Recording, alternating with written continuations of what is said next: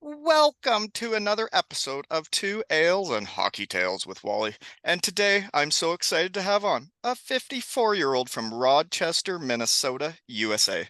His hockey journey has taken him to the USA, Canada, and England, and wherever Team USA took him. As a player, ran amok with my Western Michigan Broncos and captained the squad. Mucked around for 8 seasons in pro and found a home in the IHL with the Kansas City Blades before hanging him up after captaining the London Knights. Dove into the coaching world with the Russell Stover AAA program as the head coach and GM for 6 seasons, and then found himself back with our Broncos and for fun turned the program around into the squad we always should have been. They ran such a muck of the NCAA and won the CCHA in 11-12, he found himself in the gosh darn NHL with the Detroit Red Wings. Spent 4 seasons with the Wings and has coached Team USA in the under 17s, 18s, and under 20s.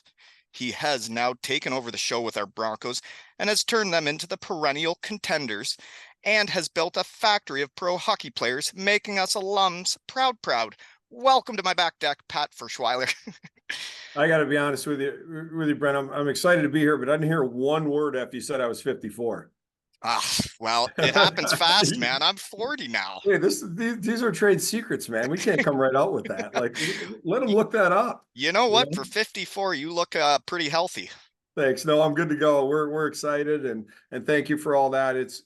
I'm as excited as you are to believe, to have the Broncos back where I believe they always belonged. And I got here as a player. I thought the same thing. Why isn't this place great? And it was. We were real good my 3 years here, but I think it's a special place, Western Michigan, and I couldn't believe in it more. I couldn't agree more. When I went to a school in Boston on a recruiting trip, wasn't feeling the big city vibe, wasn't feeling all the trains and buses and people, and it wasn't for a small town boy like me. And then when I went to Western Michigan and I got there, I've never felt more at home anywhere, you know? Yeah, I'm telling you, I'm old. I'm 54. So when Western Michigan started recruiting me, I had to pull out the paper map, and figure out where it all was. But I asked my junior coach. I said, how am I going to know? There's a bunch of these schools are recruiting me. How do I know where to go? Yeah. And he just said, you're going to get there and it's going to feel right. And I'll tell you, Western Michigan felt right, just like you just said, from the second I stepped foot on campus, and it still feels right to me to this day. I totally agree. And that's what was so great about going back to the golf tournament and reconnecting with the family. Because the Broncos are brothers. All the different generations of us, like my 4 years, the guys I played with are my brothers for life. Like we did everything together and we were as a team gets away from the rink. And sometimes at the rink, it wasn't the same thing because we were getting pushed to different directions. But the Broncos are brothers, and it was so heart fulfilling getting to go back and see everybody. And, all the people that are still around, Dion, Van Adder, and all the boys that were there through my time. And it's still a big family. And God damn it, I want all of my guys to come back. Well, let's work on them one by one. But as you said, and I think it's a special quality here, and actually the transfer portal has only enhanced that or made me believe it even more when a new transfer comes in from a different program and a strong program, and he says, Coach, I've never been around a group that's this tight, that's this close. It's continued to this day. Our players love being Broncos. Yeah. And that is through and through. And it's continued all these years. It's a great place. It's a special place. And I think that bond that you create in that locker room, like you said, now you're brothers for life. Yeah. And I mean, I figure I just sling it now. I'm retired and I can say whatever I want. I hadn't been back in 18 years. My junior year, I was up for the Hobie Baker. I finished, I think it was 4th in the NCAA in scoring after the regular season. And I had NHL teams wanting me that year. And I was steered in the direction I wasn't ready, and not to get an agent and not to pursue that because I wasn't ready. And then come the end of my senior year, when I stay there for everybody, then my agent tells me that my coach isn't saying good things to pro hockey teams for me. And I'm like, really? I just gave you everything I got for 4 years, and now you don't have my back when it's time. I Yeah. was steaming, and I hadn't been back in some time. Well, one, rightfully so. You should have been. And unfortunately, you didn't play for me. And I if you, know. I would have had you sign a pro contract like we do often. I think And we then lead bring in the college next hockey, kid and do it with him. right? We lead I think college hockey and free agent signings the last several years since I've been the head coach, and we plan on doing that year in and year out. And I'll give you a little story. A defenseman we had 2 years ago, Aiden Falk, came to me, and Aiden's 6'4", he's 220. He would have been our captain last season. Big time player, I believe, and they're going to play in the National Hockey League. But Aiden's from Indiana. His parents are literally farmers, and he Mhm. just said, "Coach, I got this offer. But if you tell me to come back, I'll come back. If you tell me to sign, I'll sign." And I said, "Well, Aiden, let me talk it out with the team. One, your agent. Two, I want to see what the real opportunity is here." And because I thought in my heart he's ready, Right. right? He's ready to play pro hockey and take that next step. And um, sure enough, I talked to the NHL team. They said, "Here's where we got him. He's going to start in the American League, but he's a couple steps out. He's got a real chance." They showed me the depth chart. I talked to his agent. Cap deal. You can't get, most people probably don't know that rookies, no matter what, first overall pick and Aiden Falk signed the exact same contract Yeah. in the NHL. So it's cap deal, and he can't get any more money. And I came back next day, said, "Congratulations, you're a New York Islander." And he kind of went, "Really? You want me to leave?" And I said, "Well, I don't want you to leave, but I think you're ready to leave, and I think it's the right thing for the next step in your career. And you can come back here, and that's the cool thing about Western And that's the Michigan. way it should be. Thank It you. is. It is. And now we're going to use his success to recruit the next guy to say, we're going to make you the Exactly. next Aiden Falk. And even now he's, most of our players get ahead in school a little bit. I think Aiden's only got a couple classes left. We're still going to pay for him to finish his degree, rightfully so. That's how it works. Hmm. And he's going to leave with his degree and an NHL contract. And this is the way it's supposed to look. Um, so I guess I got one more story. Why I haven't been back in 18 years. When you talked about finishing his degree, when I left, I had one class left, and never took it until about 4 or 5 years later when I was in Germany. I took it online to finish and be done. And I did call my former coach and I said, "Hey, is any chance I could get this paid for, this one last class?" And he said, "I cannot help you anymore. I'm not the coach, blah, blah, blah." He said, "You'll have to call whoever." And then I called, got no phone call back. And I said, "You know what? I don't need anything from you guys. I'll pay for my own class." Yeah.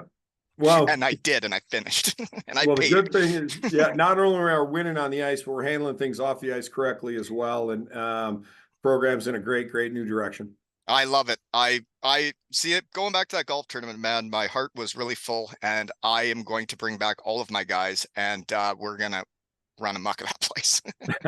Good. You're supposed to. It's alumni weekend. You're supposed to come back and have a great time. And what a weekend, isn't it? When I It's first got something back else. here, Jeff Blasho hired me, and I couldn't thank Jeff enough for bringing me back to the program for sure. And they said, "Hey, golf tournament in August," and we said, "What do we have to do for it?" So nothing. It's all set up. So we show up at the first golf tournament. There's 22 people there, Brett. That's it, eh? 12 were staff, 10 alum.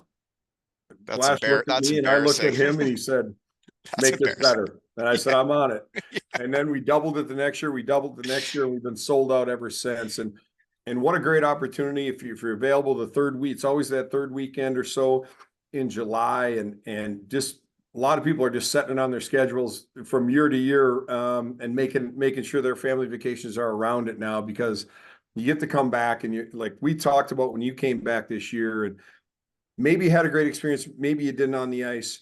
But I'll tell you what, at Western Michigan University as a student with your fellow teammates, that was a great experience, right? Unbelievable. Hockey, take the hockey part out of it. That was a great experience. Unbelievable. The best And time of that, my life. right? And that's the best part of college is we're always here. You're always part of something. At Eh, some point, Western Michigan's going to rid of Pat Ferschweiler as their head coach. Hopefully not soon. But I'll always be alum, and I'll always support this place or have this place to be part of. And that's the best part about college hockey. Yeah, and I thought about this because when I first got there, we had a good team, and Yeah. you know, we weren't as good come the end of my time there, and it pisses me off still that like my legacy there was we got worse over the 4 years. We didn't get better. And you can score all the goals you want and get all the points you want. Losing sucks balls. And it makes your Mhm. days not as fun. It makes practices not fun. It makes going to the rink not fun. Um, but I can't imagine going to Western Michigan and being as good as you guys are now. That would be so much gosh darn fun. You know what? And it's funny, and we're such a honestly we're such a simple program. I'm a simple coach as far as I think the best coaches are simplifiers, not complicators, and I believe that every day. And literally, Brent, we have two rules in our program. One, no bitching. Yeah. Bitching equals losing, always has, always will. Negativity is That'll never exhausting. change. Yeah. I say these guys, you're young, you're a very good athlete. You're at a world class university if you're at Western Michigan. There's nothing to bitch about. And two, this is the one they like, Brand, as I say, no listening to your teammate bitch. Yeah. We've all had them, right? I should be on the power play. Coach doesn't like me. All this nonsense, right? Oh, yeah. My door is wide open. My staff's door is wide open. Come in and talk to us.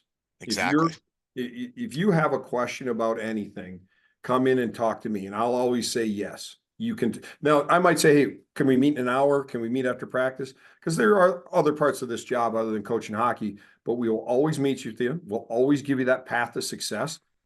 Coach, I want more power play time. Here's how to do it. Go get it. This, Change. yeah, this Work. is what we Right? need from you to get that. There'll never be what does he want. There's no confusion in our players' heads of what's expected. Crystal clear communication, crystal clear expectations set. If they meet them, they're rewarded with what they want. If they don't meet those, it's on them to change, to Uh, improve, to earn it. Earn it, Right? earn it. It's all about earning it in Earn it. hockey.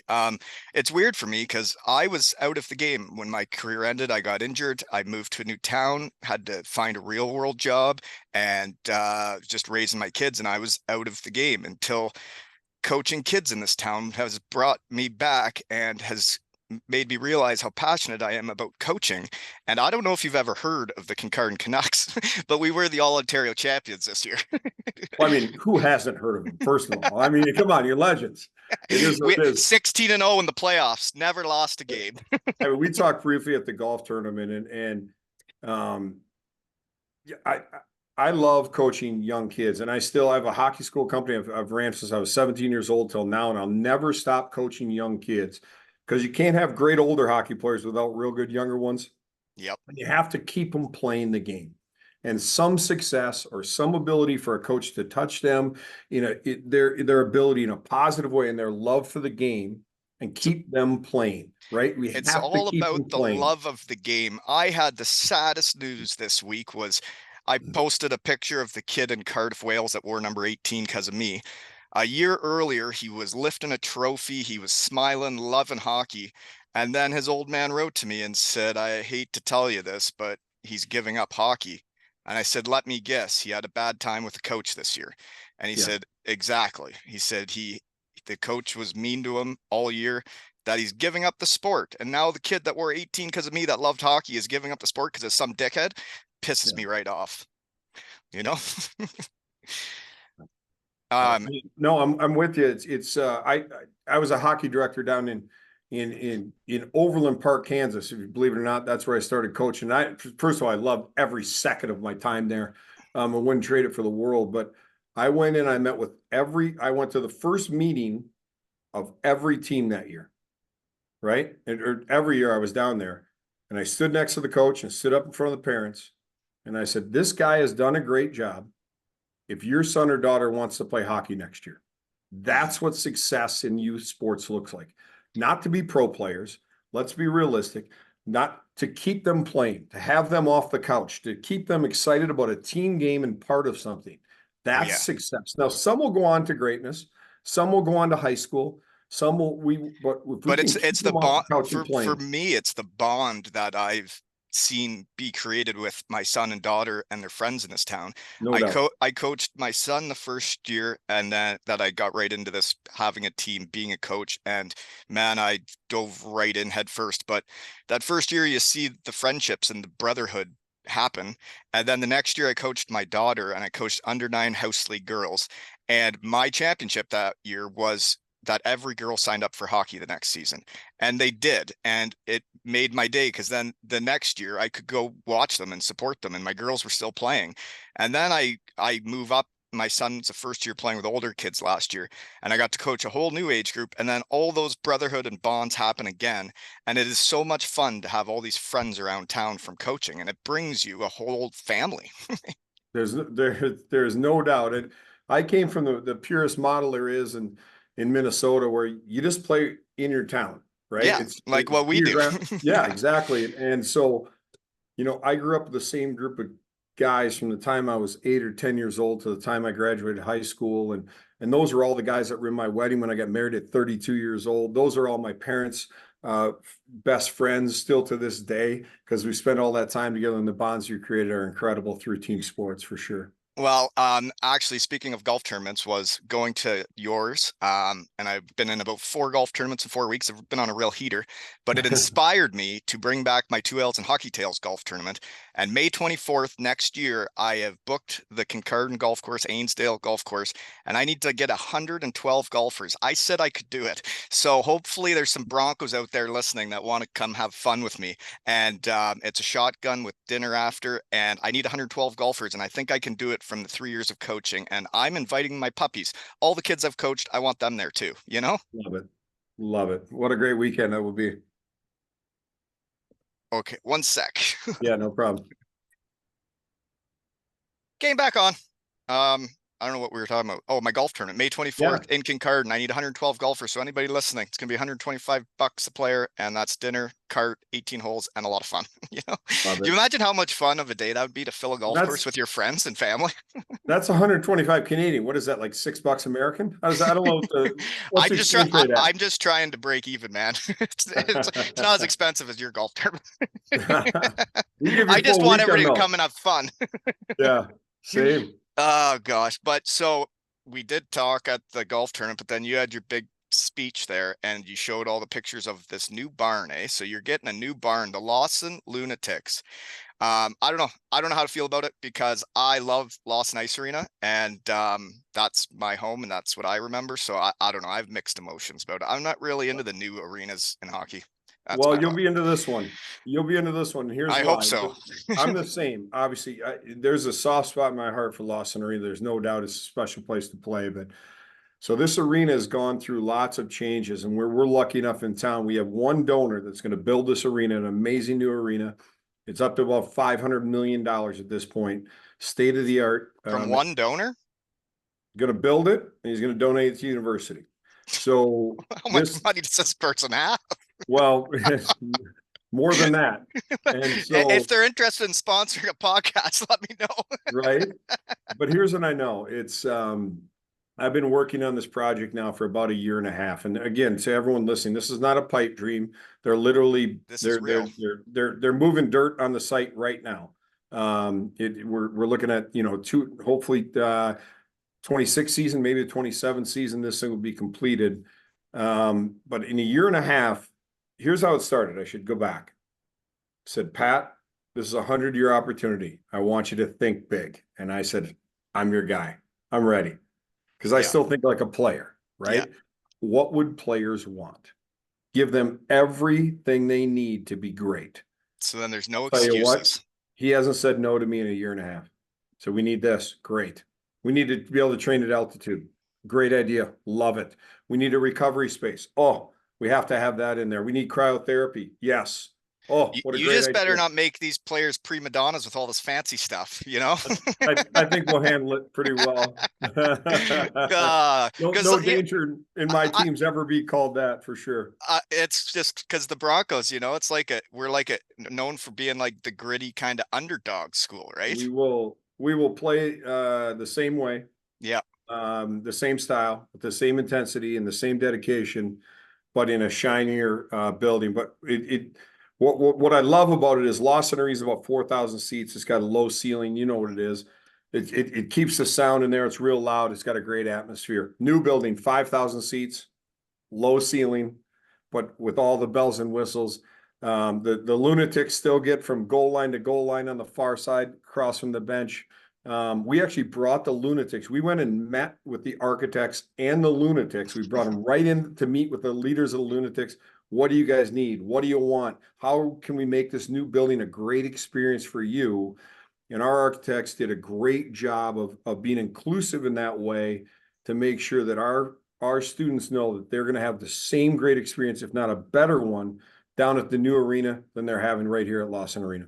Well, and that I appreciate the talking to the fans because I always say it takes everybody to win, and you need to hear everybody's opinion to come up with the best ideas. You know what I mean? There is no doubt. I had honestly, to be honest, I encouraged them to go around behind the opposing team's goalie, which they're not there now because we didn't have that area at Lawson Arena back in the day, right? It wasn't Right. even there. But they wanted to keep the side, and our administration and the architects were more than happy to give them what they wanted. I'm excited that they were included in the process. I'm excited that they're going to have a say moving forward because I can't state enough on how important they are to our success as a hockey program. Couldn't agree That, more, that though. student support, those Lawson Lunatics are as important as they come to anyone in college hockey. We're excited to have them. I couldn't agree more that the fan bases can make teams better. And when I'd be living at the Burnhams and you'd cruise to the rink for a game in the middle of winter, and there were students wrapped around the entire building having fun and ready to cheer us on, and you'd show up and you're like, oh my God, I am so ready to play hockey today. It is, and even how this started. So I described it to the architects, and they were open to it. Hey, they're important. They're important. And they were like, yeah, we got it. We got it. And I was like, I don't think they do. So last year we opened up on a Thursday. The weather was gorgeous, 55, 60 degrees.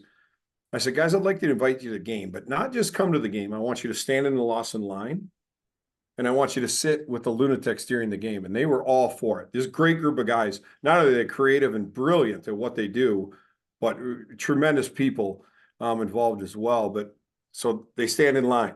So they were right there at 4 o'clock with all the rest of them, 3 hours in the line. Boom, into the lunatic section. The next day, that night, my phone is blowing up. Now we get it.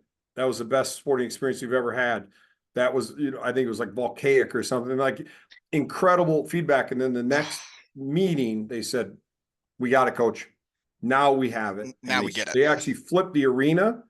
Instead of the Lawson line, we're going to have the students will have an indoor outdoor area to gather before the game. They'll have food and beverages down there. They get all piped up in there. And instead of, in line, the first guy in line runs into the building. The first guy through that area will be able to claim his seat in order. So it'll still be a version of the line down at the new arena. And I think it's going to create some real excitement down there for sure. It's talking about all this is actually kind of making me sad because my dream and my vision was when I got this coaching job this season was to bring my under 13 Canucks to the Broncos to watch a weekend of games.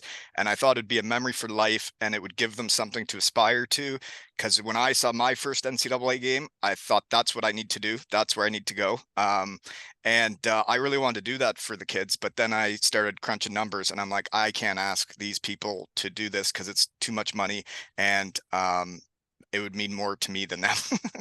Well, it might mean as much to them as well. Let me know if we can in any way facilitate that to happen because we love those kids.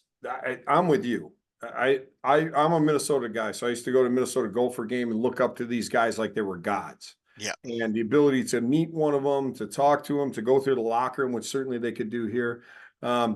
These are memories for a lifetime that inspire. Right? They inspire those kids. I want to be like them. I want to keep playing hockey. I want to do that. I want to have that experience of NCAA hockey and anything we can do to make a trip like that either happen, this year or in the near future. Well, We're all in. I need to get my son there because he is definitely shown signs of being a player, and I want him to know what's out there because if I was him, I would want to be a Bronco, and Yeah. I do believe he is going to be good enough. Good. I want him to see it. Well, But if he's got a fraction of your skill, we're probably off to a good start. well, he doesn't have the body issues like I do. He has like abdominal muscles. I don't know where he got those from, but Weird. Weird. Anyways, this coaching thing, like you said about getting people's opinions and advice on how to make it best is I I'm trying to talk to really smart coaches, the coaches I believe in around the world, because I think it'll make me a smarter hockey person. So later this week, I'm trying to get Patty Dwyer on, another Oh, Bronco that's coaching in the NHL, right? Look at yeah. us go. What a big time player. And I don't know Patty well, but I've never everyone says he's a world class person as well. And that just drives forward. And what a great leader as well he was here at Western. Yeah, he was my captain my junior year, my best year. And you know, he was teammate, he was a gamer, and he was just a hockey guy. And I always remember this conversation at Western was he said to me one day, he's like, I'm going to play in the NHL. I don't care what I have to do. I will play a game in the NHL. And I thought, man, how do you say that? Like, I'm like, and I never deep down believed that I would. Yeah, I never deep down believed that a 5'8" guy from Elmira, Ontario could actually make the NHL. And then, you know, if you don't actually believe it, it actually won't happen. true. But True. And Patty I believed in himself and he went out there and he did it. And now he's coaching in the NHL. yeah, pretty amazing journey. And good for him. It's the secret sauce to success, everybody wants it. It's called work. Yeah. And passion. Outwork people. Yeah. Love what you're doing. There is no key to success. Just get after it every day. Love what you're doing. Chase it. Make wherever. The best advice I got when I was a young player was make wherever you're at your NHL. Yeah. Yeah. As a player, as a coach, really as a person in your job, make it your NHL. And if you're great, if you treat it that way, you'll get to where you want to go. You'll make it to the NHL. And there is a lot of trophies in the world. It's like I won in Germany, Denmark, and the UK, and that was my Stanley Cup. That was all I could Sure. win that year, right? Right. But yeah, my loophole in the game now is you say chasing it and outworking the competition. It's like, well, if these other minor hockey coaches think we're starting coaching in September, good luck. Because what I do on Sundays is I go and pick up a truckload of kids I've coached or will coach, and we Yeah. cruise to the shinny and we all just play hockey and we get truckloads of kids show up and we all just go out and have fun for an hour. And then we hit lunch and we might go golfing and we make a day of it. Yeah. It is a game and it is supposed to be fun. And we try to have fun here every single day. We have fun competing, but we're certainly, we're going to laugh every single day and we're going to enjoy this process for sure. And competing is fun. So what is your favorite drill as a coach? What's your bread and Oh butter? man, I have lots of them, but I think small area games are probably my favorite thing, honestly. And I think there's so many different small area games that I think there's a lot of hidden hockey Yep. inside those games while Yep. they're competing very hard. And I just see our players' intensity and ramp up when we play those area games. The competitiveness comes out, but there's execution within those games that I think is so important to making them good hockey players. And maybe that's hidden in there, and maybe that's on purpose by us, I but do think it's they the love it. ability to muck it up though, right? Like you got to muck it up and practice it. Like it's like when I was coaching these kids last year, I said, you guys are the best team in Ontario. The way we're going to get better is by competing with each other in Yeah. practice. That's Well, how it's we're going to get better. you can never forget it's a contest. Yeah. Sports are a contest, and a lot of times it's 1 versus 1 when it comes down to right. Pitcher versus batter, same thing, right? I'm a wide receiver versus the cornerback, lineman versus lineman in football, same thing in hockey. It's a team sport, but it often breaks down to those one-on-one battles. So you got to be willing to Outwork the enter other guy. that battle Yeah. and lose it, and then re-enter that battle because hockey repeats itself so often and find a way to win the next time in. And I think that's part of the great thing of that creates physical toughness for sure, but it creates a mental toughness as well that I think is needed to be successful in sports. When you do have to lose to figure out how to win, you have to review why you lost and then figure out how to be better. It's like my team this season, we lose a shootout in the Silver Stick tournament midway through the year, and it was soul crushing for all of us. And Right. then it carried into the next game. We weren't as fun and happy to be there, and then the play struggle. Then we'd lost the next game, and those were our only two losses this season. Right. And then I had the boys shave my head so they would realize hockey's fun. And then we never lost another game. Right. I mean, the bald's always the answer. It always is. Well, the boys sure had fun. They really didn't do a good job.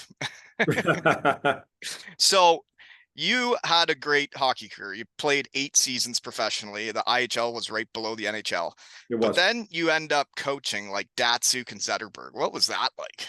Well, it was. I'm Like telling you're you, was that kind of weird to be telling them how to hockey?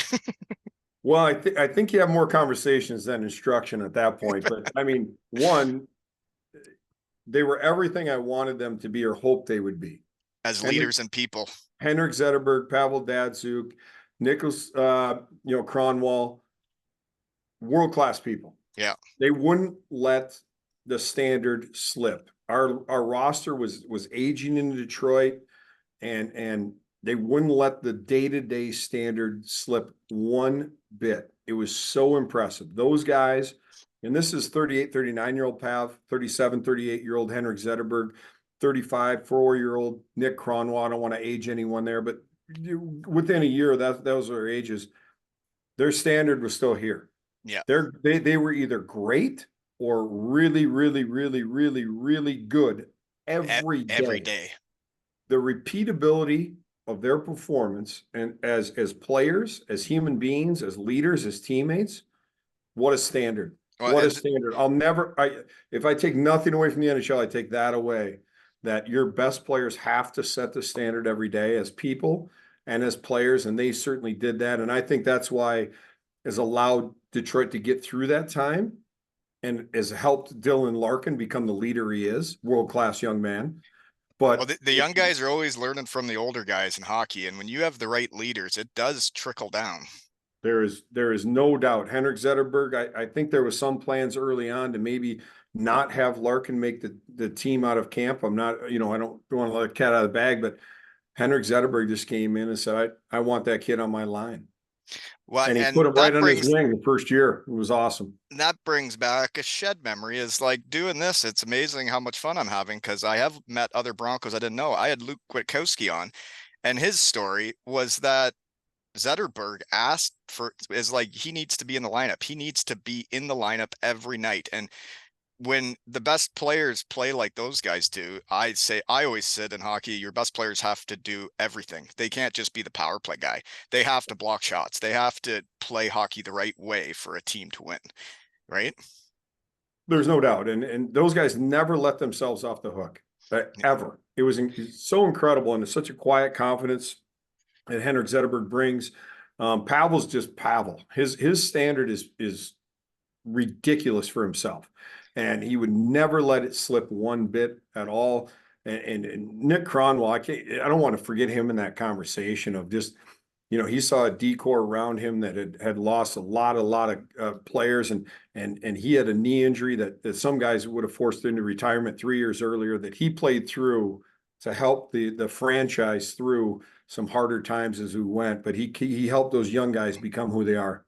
Well, when you talk about the living at a certain standard is I live by Ryan O'Reilly here. And I was getting into this coaching thing and I wanted to learn for my puppies and I wanted to get better at it. So I reached out to him because I used to skate with him when I played to see if he needed a puck mover guy. So then last summer I became his like puck mover guy and it'd just be me and him out on the ice.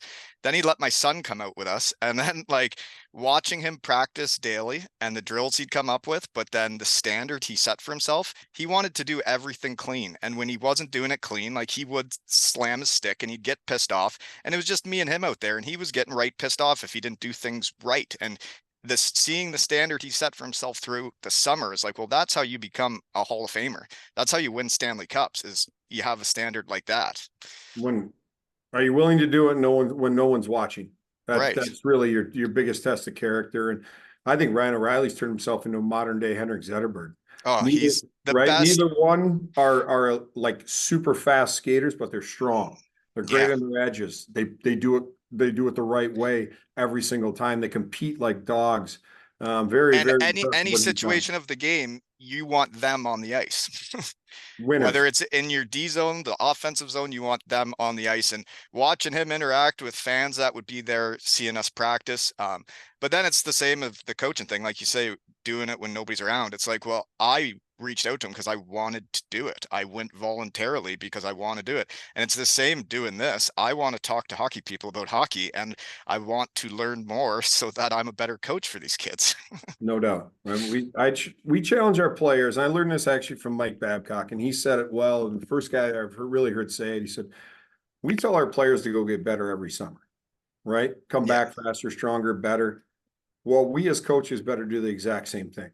We can't coach them the exact same way next year. We have to be better. What new are we bringing to To be add to our better. players' development? And so we challenge our coaching staff here every year to the exact same thing. Season ends. How are we going to be coach these guys better next year to give them a better opportunity to, one, be great Broncos, to two, chase their dreams of playing pro hockey?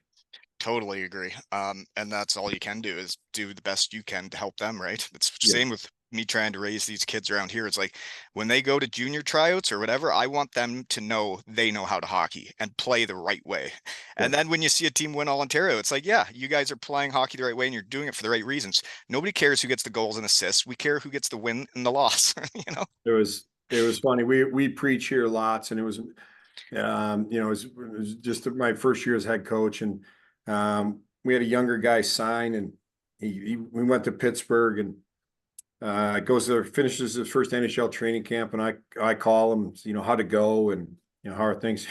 Great, coach, went great. I said, well, that's good to hear, and what was so great about it? He goes, they use all our drills. I already know what to do. They do the same video as we do. These other guys didn't know what was happening. I did. uh, I said, well, maybe, just maybe we use some of their drills. It's hard to say, but the idea is to prepare them for the next level, to be able to think and play at that level, and and be ready when it's their time. right, to practice that way, to prepare them with film that way, like the pros do, and so when they get there, they're ready for success. Well, I don't like saying negative things because it really doesn't matter anymore. But my story was that well, Columbus, after my senior year, said we want first dibs at signing him come July 1st, but we want him to come after the senior year to the HL so we can have a real look at him. Yeah. So then I went to the first practice, and Andy Delmore is the defenseman I'm against in D zone.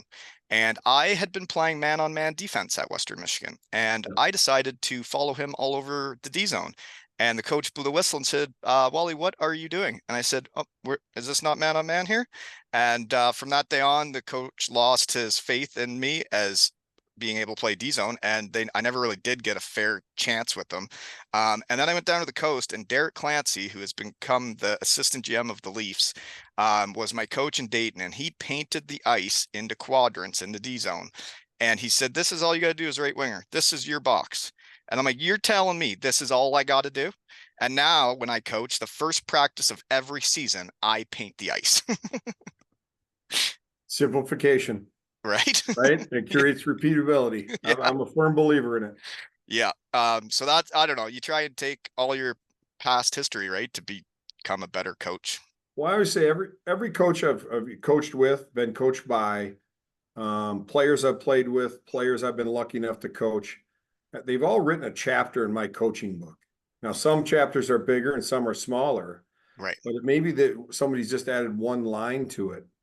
We Yeah. don't have to invent all these things. We can take from other great hockey minds, make them a version of our own, and put it into our coaching book. Yes, I didn't. You got to take little pieces, and it's like I could play a whole season for a guy, and it's only one or two things I remember that stick out that I keep with me forever. Well said. Um, I just wanted to shout out Hunter though. When I did go to the golf tournament at Western Michigan, throughout doing this podcast, a fellow wrote to me and asked if I'd be there. And he told me he wore number 10 because of me, and I was his favorite player as a kid. And he was at the golf tournament. And before I met him that day, he sent me his jersey and signed it from when he was in Koha. And Come on. I That's have his number amazing. 10 jersey up in the shed beside my Western Michigan one. That's And I amazing. got to meet him at the golf tournament. It was a heart fulfilling day. That's big time. Yeah. That's big. No one's done that. You were a better player than me, for sure. Well, and then the other kid, you do the hockey schools in Kalamazoo. There was one Yeah. kid that I always had a shine for. He was my guy, and he Yeah. just followed me on social media. And I'm like, this isn't the kid from back then, is it? He goes, oh yeah, brother, how are you? And That's awesome. it's pretty neat how I'm getting reconnected with my Bronco family. That's great. I love it. I love it. I think we should all be connected with this family for sure. Yeah, and I need to get my boys back. So, Yeah. when you were your last season of hockey, you were in the UK, my old honey I hole. was. Yep. No, it was I actually really enjoyed my time in Europe. My plan was, I was one of those guys. I was going to chase the NHL, and I was going to make the NHL no matter what. I couldn't have worked harder. I couldn't have chased it harder. And I didn't, it turned out I wasn't quite good enough. okay, so then I'm going to go to Europe. And I went over when I was 30, 31 years old. And I thought I'm going to play till I'm 35, but I would love to play in some different countries. I had an opportunity to start in England, London, England, great city, great location. And I just kind of had planned on, I was probably already set up the next year in Germany. And I just wanted to get that life experience of playing overseas. And I don't want to say it's paid vacation because I still was dedicated to the game, but you know what I'm talking about. It's a different life that you can't always just pick up and go to Europe, right? Oh But yeah. I was single and still playing hockey and getting paid for it, and that was great. And had a great time in England and a great group of guys over there. But I ended up ripping up my wrist pretty badly, and having to retire at the end of that year, and probably should have honestly retired near the start of that year. I struggled with it the entire season until they really figured out what was wrong, and then they said, "Oh, that's Hmm. bad." Yeah, I But understand. That's how it ended for my knee. yeah, and then so then all of a sudden, you're done playing hockey, Yep. right? And then what? And then you got to kind of figure things out. And but yeah, great I experience over here. understand. Yeah, Isn't it wild that day when you've been a hockey player your whole life and all of a sudden it's just over and you're like, what the hell do I do now? I did, I did plan for it somewhat because I have a finance major here at Western Michigan and my business accounting minors. And my last 3 years pro, you can kind of look out and go, okay, it's kind of starting to, you know what I mean? Oh yeah, you It's can see not it next coming. year. It's not 5 days from now, but it's coming. Yeah. So my last 3 years in the IHL in Kansas City, I actually summered at Merrill Lynch, and I had a group of two guys there. Let me come in, learn from them, work under them.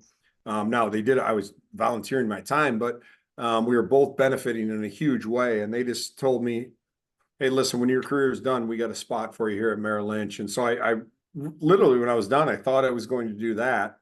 And then I had this, hockey director job open up in Overland Park, Kansas. And 6 years later, I'm coaching the NHL. I mean, you know what I mean? Uh, I don't, That's now I'm the head coach crazy. of Western Michigan. So That's wild because it was crazy. it's like I came back here with the plan of setting up shop here, finding a home and roots for my children. And everybody said, you want to work at Bruce Power, the nuclear plant. And then I end up getting a job at Superheat. It's a heat treatment company.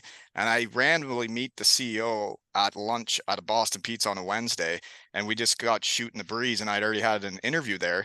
And then he went back and checked out my resume. And now I've worked for him for 9 years. And Incredible. I feel like I'm on his team and that he lets me do the coaching thing. When I told him about O'Reilly wanting a puck mover guy, he would let me go do it in the middle of a Tuesday because he knew that's what I wanted to do. And that my CEO has my back like that. It's like, well, how high do you want me to jump? You know? Yeah. No, you run through a wall for those kind of people that treat you properly and let you chase your dreams as well. It's pretty cool. It is. And the coaching thing has really bit me hard because the 3 years I've had under 9 girls, under 11 boys, and under 13 boys is seeing a team come together and play it the right way and become friends and have fun is just it's everything I need, you know? The reward is so high, and I'm lucky enough I get to watch these guys, Division I guys, go play pro hockey. But I tell you what, and I tell this to lots of people, when I coach my hockey schools in the summer, and everybody, it seems like everybody just wants to coach the best kids. Well, we coach everyone, Everyone. and to watch that kid learn the 6-year-old learn how to stop for the first time and the smile on his face, that still gets me juiced up as a coach. I watched it just this summer.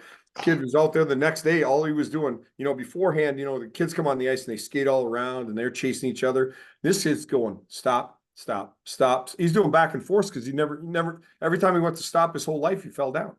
Now he's over there working on it. He's smiling from ear to ear because he Ah, stopped. I It had keeps them playing, right? It keeps I've them had playing. I've had some magical coaching moments over the 3 years, but the year I coached the house league girls and under 9, there was a gal that had never played hockey that showed up the first day, and her skates were broken and that real ankle benders. And I told the parents, I'm like, those skates are broken. You need new ones. But she couldn't skate. And then come halfway through that season, she got a puck and skated it from one end to the other and scored a goal in a game, and the old man's in the penalty box doing the score clock. He starts crying. The mom starts crying. And then the girl skates to the bench and looks at me with the happiest look for like, and then I started crying. I'm looking at this scene. I'm like, all three of us started crying, and then I Yeah. had them to the shed and got to talk about Fun times. it. It is fun. So I guess this transfer portal, though, that's a real curveball than when I played college hockey, because we were there for 4 years. Whether you got along with the coaches or not, you were there for 4 years, and transferring wasn't really an option. But this is a real deal now, eh? It's such an interesting world and it's so fluid. Honestly, the rules are changing sometimes almost faster than you can adjust to them, right? The transfer portal comes in, you can transfer one time. Well, now you can transfer as many times as you want, right? There's That's no, weird. so then you go, I actually enjoy the transfer portal for these reasons. And there's parts of it I don't like, and we can talk about those as well. But I think the responsibility is on the coach to create a great culture that no one wants to leave. Yeah. And that to me is what's great about the transfer portal. I was doing that anyway. Our players love being here. They love being Broncos, and I want them to be here. So it puts pressure on coaches that way, I think, in a very positive way. Um, what I didn't see about the transfer portal coming is you lose the top part of your roster to the NHL or pro hockey. And now what's happening is the bottom part of your roster, those guys that used to kind of play a Work little bit one year and then move in, and then work their way up. they're that goes a little bit away. They move kind of down to a different league, right? I don't want to say down to, but to a place where they may have more opportunity. Hmm. Um, and then so sometimes you're filling in the top of your roster and the bottom of your roster year There's a after lot of year after movement. year. It's real interesting. There's more movement than I thought there was going to be. It's brought us some star players in a great way that have needed a new lease on life. They've loved Western Michigan. It's really backed up or solidified my belief in what we're doing here. When guys come in from what I consider other great programs and they And have want to more be there. success here, they love what we're doing here more. Yeah. That's satisfying as a coach to me. That it says, "Hey, we're on the right track. We're doing it right." Well, And and realistically, players talk, right? Like, players and talk. players talk, and they know where the places are you want to be. Yes, yes, and we've got some good buzz that way for sure. And they know, like, hey, those coaches are honest. They're real. They're going to get you to the next level. You're going to have a chance to play pro hockey if you go to Western Michigan. That's kind of the reputation we're building, because that's who we are. When that is the reputation you guys have built. I mean, I've talked to people in the UK on here, and when I mention I'm a Bronco, they're like, "Oh, that school's really doing it nowadays, eh?" I'm like, "Yeah, Yeah, we always should have been." yeah, we're doing some things. Yeah, and yeah, but so now I say winning at Western Michigan would be so fun. I couldn't imagine, but now players can get paid to play hockey in college hockey. They can, and they really do. There's all kinds of different pots of gold that are laying around. There's no better time to be a college hockey to be a college athlete than right now, Oh, honestly. And not every school has everything, but even from when you went to school, it starts off like this in general now, and certainly at Western Michigan is you start off with your scholarship, and then there's a thing called cost of attendance, and that's determined by the NCAA, but let's call that $3,000 to $4,000 that the NCAA has determined. Hey, it costs a little extra to go to school. You got to travel there, travel home, blah blah blah blah blah. They factor that in and they say, okay, it's $3,500, whatever it is. So then the school can supply that as well above your scholarship. And then there's a thing called Alston money, and that's a lawsuit that the NCAA lost, and an athlete said, hey, we deserve a little more. And they said, okay, the school can give up to $5,980. Let's call it $6,000. Additional money from the school above your scholarship. Then there's the NIL pot of money that is just starting to creep into college hockey. Some guys are offering a lot right now. I hope they can back it up, and some of these young guys are getting promised a lot of money. I hope the money's there for them in the end. But we haven't been in that world of the NIL just yet at Western Michigan. I think there's a lot of good players that want to play here, but we will, and I'm sure I want our players to have everything They that can I get. can give them or that I Yeah. can raise for them. And so When that time comes, our players will get some of that money as well, and I think they earn it. They I know they earn it. you do work very hard being a Bronco with the Yes. school and the workouts and the practices. It is a lot of work. I remember how tired I would be throughout the day trying to do the school thing too. There is no doubt. Now we've switched from what your day probably looked like and what my day looked like here at Western Michigan. We used to work out in the morning, go to school, come and practice in the afternoon, and we've switched that around now since I've been here. Now they work out, they come right to the rink. Yeah. We feed them breakfast. We have a guy comes in, makes some eggs to order every single morning. We have to feed our work, we always say. Right now we have a little video or we do something or they just have time, then we practice right then in the morning. So 9:45 to probably, practice. We have a skill session or whatever we have, and then we come on the ice. My practices are generally 1 hour long. They're real fast, real high tempo. We're Yep. not at the board. We're doing things at time. If you can last longer than an hour, good luck. And then I leave the ice, and my assistant coaches take care of. We have world-class assistant coaches. They're gonna Skill stuff and skill whatever they want to sesh, work on. anything you want to work on individually. And then, so you're done by 11:15, 11:30. And you got your day and Your, class and your yeah, hockey day is done. Now starts school. And so yeah, we've separated them. What we've seen, Brent, is our hockey's going up, yeah. and our GPA's gone up. Like Hmm. just to give you a little hint, what we're doing GPA wise, 3.51 as a team first semester last year, 3.38 as a team second semester last year. That's a team. That's Yeah, 30 guys doing real well in real majors. So they're going to leave with their degree and they're going to leave with a chance to play pro hockey that's all you want, right? for sure. Um, well, what else do I got then? I just can't imagine going to Western Michigan and actually earning money to do it because I still remember when I went to the AHL and I got my first paycheck and I was like, I can't believe somebody's going to pay me to play hockey. It's so perspective driven as well. Like my first year of pro, I had to play in the East Coast League, and I'm down in Roanoke, Virginia, and you know, I was actually high paid for the East Coast League back then, but I thought I was rich, Right? Yeah. playing in the East Coast League, right? And you're being paid by the week, Uh, and then all of a sudden you're called up the IHL, and back then the IHL paid really, really well, and then you really thought you were rich, but you weren't. But it was great money for minor league hockey, and I'm with you. Like I couldn't even believe they were paying me what they were paying me in the East Coast League. Like I get a free lunch and I get this money. This is great. well, that's like the coaching thing here is like I love it. I actually pay a lot of money to be a coach. Yeah. I do it voluntarily because I love it, and I put in everything I got into these kids, and I get them 2 Ales and Hockey Tail shirts made and mini sticks made, and I think it would be really neat one day if somebody would pay me money to coach hockey. It's it, A boy it can dream, right? Right. It's a fun job. There's no doubt about it. It is interesting. And I like where you're starting. And it's kind of similar to where I started in Kansas. I had to bring hockey to me and create my own, hockey identity down there. And you mentioned Russell Stover. Well, there was no AAA program in Kansas City when I got there. I created Russell Stover.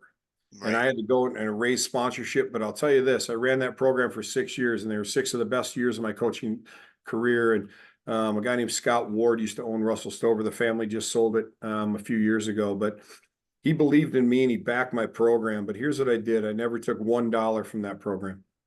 I Right. ran it for 6 years. I paid my assistant coaches. I paid the people in the organization, but I wanted everyone to know I was there for the right reason. And I was there to create hockey players and give them opportunity. I wasn't there to make money for myself. Yep. I made money in other ways. There's no doubt, but it was a pretty cool opportunity to be able to do that and to watch those kids. I think we had 55 to 59 Division I kids in 6 years get to live their dreams, and a whole mess of Division III hockey players come through there as well. I would never trade those times for anything. It was some of the most satisfying coaching times of my life. I understand. I mean, after this team won this year, after we won the All Ontarios, going out on the ice and seeing those kids' faces when they looked at me and gave me a hug, it was Right? too much to handle. Yeah, you just wait a few years. It's even going to get better, Brent, because you're going to get letters like I still get from some of those Russell Stover parents. I'm still in contact with probably 80% of the kids that played there. Some of my favorites, but I get the emails from the parents that say, yeah, he went on to play Division III, because of what you taught him, but now he's a CEO of a company because of the work ethic he learned. He's a doctor because of the work ethic he learned. Those are the things that we're preparing them for life. Not everyone can play pro hockey. Not everyone can play Division I. And I always say that too. Like, make sure everyone doesn't get hung up on only playing Division I. Hmm. You can have a great college hockey experience lots of ways. You can play club hockey. Oklahoma gets 3,000 fans a game and their club team. It's a great experience. You can Ohio University, awesome club experience. There's great Division III programs all around there. Not everyone can play Division I, and that's okay. You Oh can yeah. still have a great college hockey experience, whether it's in Canada, whether it's in the US. Make sure we don't get hung up on Division I or nothing. Keep playing. It's Yeah. better being a college athlete than just a college student, no matter what level you're at. I can guarantee you that. Well, just being in the game. It's like when I got back and, I was just helping out the Tyke kids when my kids were that young, but it's like I need a team in my life, Yeah. being in on a team and being a part of something makes the days go by. And Sure does. so anywho, serious question. As a player, what was your favorite bar at Western Michigan? Well, it had to be. Well, it was tough. It was Waldo's early. There's no doubt about it. We had one creep in near the end. Rick's American Cafe was a pretty big There's no tap room situation. around when you were there? It was, I don't think so. No, Oh, no wood tavern. Yeah, well, this tap room, oh my, it was as college hockey as a place can get. is that right? Oh man, skip the line. You give them your credit card at the start of the night and they charge you $5 at the end of it, and they would let us do whatever. We, college hockey is supposed to be fun as well. There's no doubt about it. And we certainly had fun here at Western. And our guys continue to enjoy their college experience as they should. We tried to time it to be, I mean, when you're playing, right, it's supposed to be Saturday nights only. And, Right. Well, you and, get your green lights when there's a green light, and there's yeah, the rest of it you don't do. We were the same. When we got a green yeah, light, we had a green light. yeah. No, But we then we had enjoyed to ourselves. win to get the green light. We kept gosh darn losing. But Waldo's, what a legendary place that is, eh? It is. It's funny. I brought my wife back here and I'm showing her around. I'm taking her on the memory tour, and I drive down Greenwood Avenue because I'm going to show her the place I used to live at. And well, that's been ripped down. There's a new place built. And I said, well, Waldo's. I got to take her to Waldo's. Oh, yeah. And I Get a get in picture. Waldo's and we all kind of romanticize those places being a little different than they were. But Yeah. when we went in at let's say 2 o'clock in the afternoon, yeah, yeah. I think it's got the same green carpet below the pool tables. You don't want Um, to look around too hard in there. it was a little too light. Yeah, I don't I recommend never went. I afternoon never went in there Waldos. during the day. No, I don't recommend afternoon Waldos, but a great place, no doubt, a lot of fun.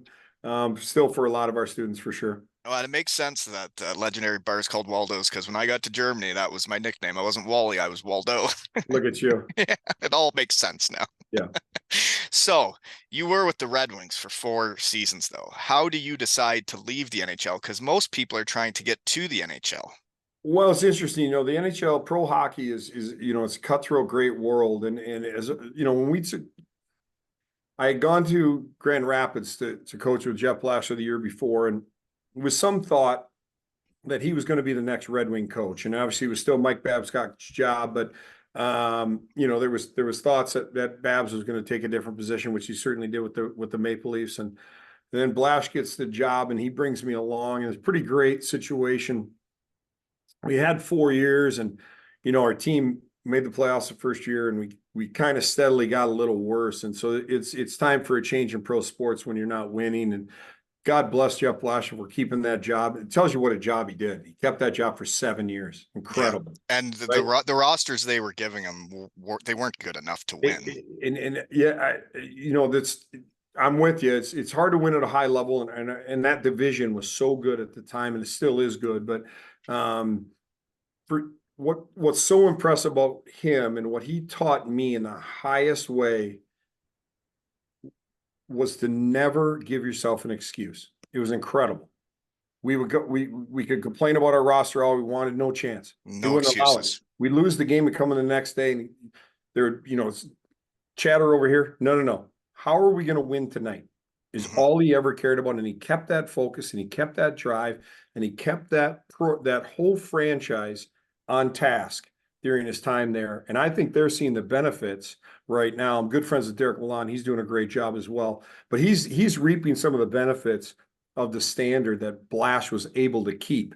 Dylan Larkin never quit on him. He worked his butt off for Jeff Blashill till the day he left.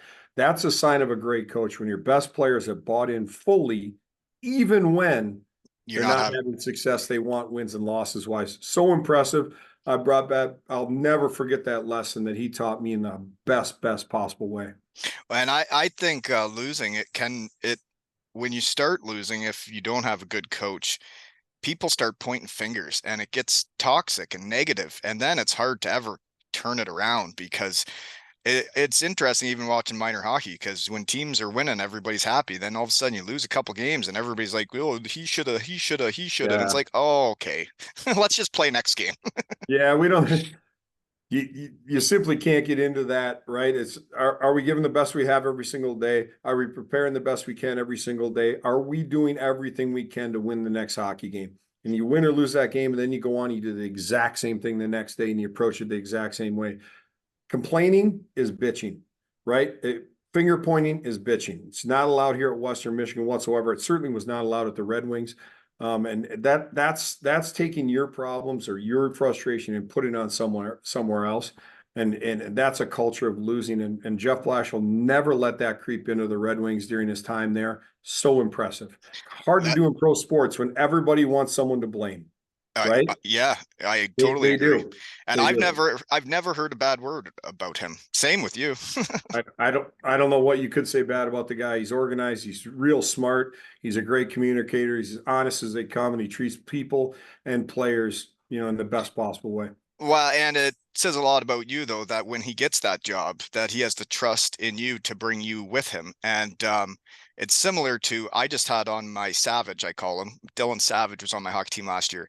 This kid could work harder than any hockey player I've ever seen in any league, anywhere. And I had a bond with him. And when I told him I needed Savage mode, he would go out and give me Savage mode. And I said to him, I said, if I ever go coach anywhere, you're coming with me. You know what I mean? I do. It's funny because now I'm And starting to so is get my those. son. It is. I'm starting to get those former players now that are playing pro, and it's stacking up. The guys I'd like to come back and coach here with me at Western Michigan. There's no doubt. There's not enough spots for everybody, but great quality young men in your life, and that want to be part of the game, Yeah. and want to stay in the game, and they've been able to do it through pro hockey, and good for them. And we'd love to give them an opportunity back here at Western at some point. Well, I mean, the job you have, I remember when I was there thinking, this guy has the best job in the world to be the coach of the Western Michigan Broncos and get to be a part of the game and see people go pro and chase their dreams. I couldn't imagine having your job. Well, it is satisfying. I said in pro hockey, the playing side, a lot more fun than the administrative side, because the blame comes over on this side lots. But college hockey, we kind of get to cheat it because we get to love doing our job, and we get to love and enjoy watching these guys grow every single day. So I tell everybody that comes in here, this is my dream job, and it certainly is. And like I said, I'm going to be here until they kick me out, and And you're going to do whatever it takes to help everybody win. there's no doubt to succeed in life and to succeed on the ice, and prepare them to be successful for sure. Curious question. September's. Yeah. When I would go to Western Michigan, um, we would practice with no blades on our stick for the whole month of September. Because if the coaches were on the ice with you, you couldn't have blades on your sticks. The other option would have been to trust your players that want to get good at hockey and practice, and we could have had or captains practices. We never did do that. We just bag skated for the whole month. So how do you guys approach September now? Not that way. Okay. Just We curious. we now we are allowed. We're allowed on the ice with them. We're allowed 4 hours per week. So we go Monday, Tuesday, Thursday, Friday. We take Wednesday off. We have to take 2 days off. Wednesday and Saturday, or excuse me, Wednesday and Sunday off. per week. And then we'll have a little competitive game situation Saturday morning in general, all within that 4 hour time frame. But we don't bag skate here at Western Michigan. If your practices, You don't you- you wouldn't sit at center ice in a chair with puke buckets on the ice? You wouldn't I, do no. I won't. Okay. I Oh, don't. But we literally don't. My practices are high tempo and pace, and if you need to skate after practice, you better redesign your practice, in my opinion. I agree. So we do a job of being real fast, real hard, and practicing at the pace that we play the game at. Yep. I know exactly what you're saying, and I know you're joking about it, but there's such an old school feel to we've modernized everything in the best possible way, thank God. And there was nothing worse as a player than to skate around with no hope of a puck. The game's played with pucks. We play it with pucks here, and we haven't really talked about his scoring, but since I've been back for the Red Wings, I'll take the COVID year out. We've been fifth, fourth, fifth, and eighth in the country in goals scored. I think players love to score. I think they love to talk about offense. To do that, you need to be able to play at speed. You need to Yep. be able to pace, and you need to be able to play with the puck. And we do all those things every single day, and that's our concentration, no doubt about it. I completely agree with you because I never really understood bag skating because it was like just kind of punishment. It's like, why don't we just practice with pucks really hard and then get our conditioning that way? And that's how I coach now is you can hide baggers all over the place, Dude, hey, play a small area game. Yeah, why just There's skate no around bigger without a bagger than a puck? small area game, right? I'm with you. And the mindset on when you say you're going to bag skate or you're going to do this and you announce it as a coach, I think it immediately puts the player into a gear. Mhm. It's never top gear, No, right? it's It let's might be get through third, this. Let's some get might be through this. second, right? Yeah. But they're going to do the gear that lets them survive, not to achieve at a super high level. Now I do believe in some overspeed stuff and some I believe skill work as far as skating goes, but never as punishment, never at the like we're never out there after practice doing 30 minutes of skill work. We do some work with parachutes to make us more explosive. But Right. as the push the pace guy, what makes sense. So now when you're pushing out of the zone without it, you're flying down the ice.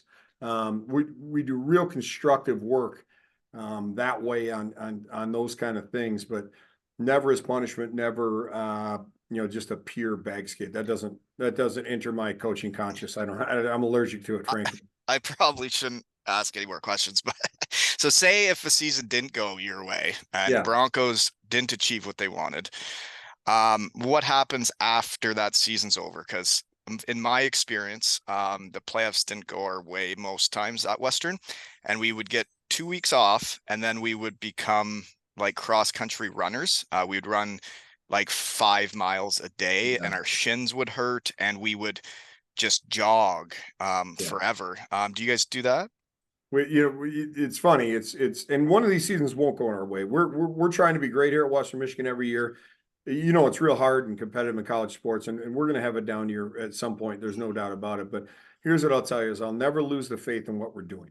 Mhm. I'm never going to lose the process in I couldn't believe in it more. It's only the last 3 years have encouraged this process even more. We're going to stick with it. Season ends, no matter when it ends here at Western Michigan. You give the players 2 weeks off. That's actually from the NCAA. You have to have 2 weeks off. Then I believe the biggest part of the off season is back in the weight room and Mhm. start your process of rebuilding your body Yeah. to be great for the next year. So we never do long distance running here. I don't think there's anything worse for a I don't. hockey player than that. I agree. We're going to sprint. We're going to be explosive. We're going to do those things. Tim Herman is our strength and conditioning coach. I think he's world class. He's still there. He's so good. He came over to hockey the year that Blash and I came back here. And this guy I think he's as good as there is in the business. He's got the perfect blend of all the new school science, but he doesn't forget to make you sweat. Right. Like you got to drip. So sometimes. You got to small work. world he would have been my wife's worker outer guy when she was on the soccer team. Probably. Yep. He came Definitely over to was. hockey. Yeah, no, he's got nothing but better every single year. We're talking about getting better every year. Tim Herman. I Well, mean, this guy.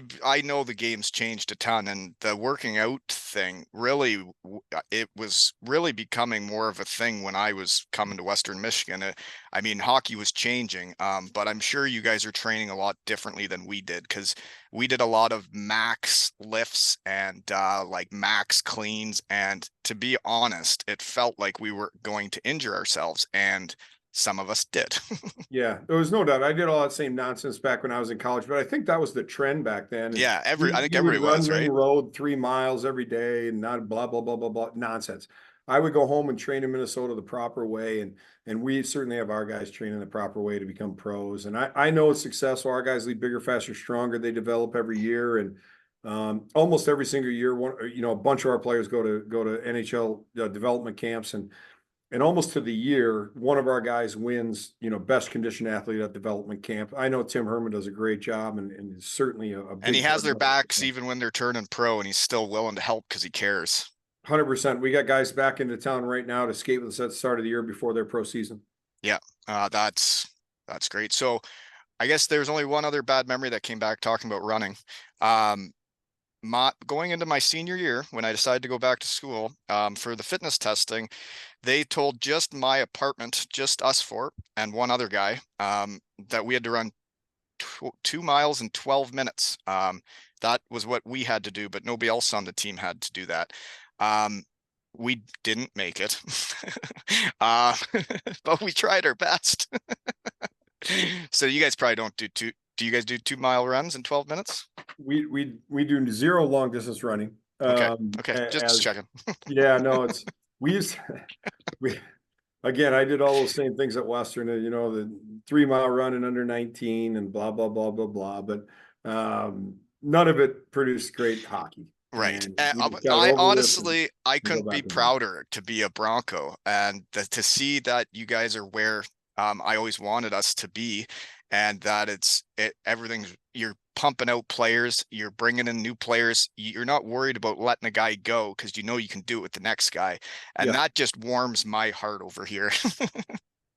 No, it's certainly what we're trying to do. And I think the success of one player recruits the next guy.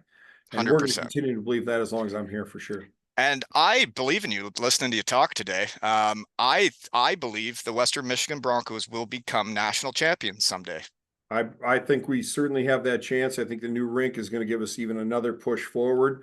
I think we're in a great spot right now where we're at. I love Lawson Arena, but this is going to be a next step. And it's going to now, I think that new arena is going to announce to all of college hockey, Western Michigan is trying to be great. I think that's a special thing that we haven't said enough.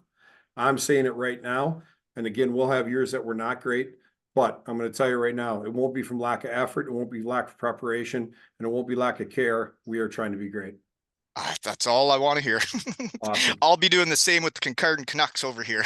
Love it. Love it. Go Broncos. And this has been Okay. another episode of Two Ales and Hockey Tales with Fersch and Wally.